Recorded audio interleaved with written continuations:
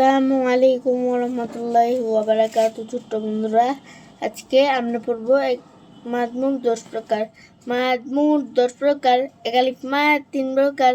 মাদ্দে তবাই, মাদ্দে বদল, মাদ্দে লিন। 3 আলিফ মাদ 2 প্রকার। মাদ্দে আরুজি, মাদ্দে মুনফাসিল। 4 আলিফ মাদ 5 প্রকার।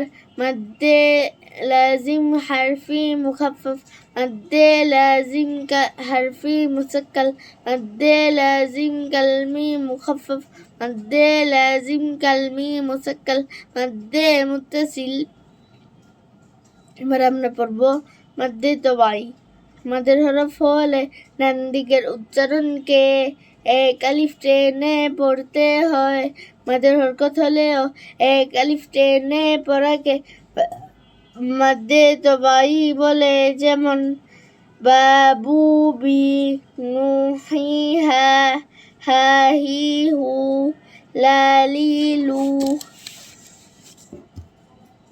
মাদ্দে এবার আমরা পড়বো মাদ্দে বদল।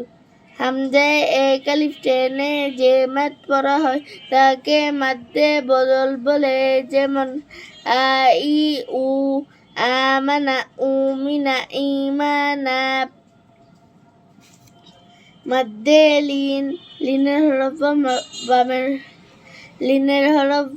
হরফের বামের হরফে ওকফ করলে এক আলিফ টেনে পড়াকে মাদ্দে লিন বলে।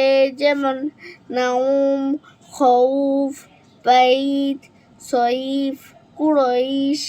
তো ছোট্ট বন্ধুরা, আজকের পড়া এখান পর্যন্তই।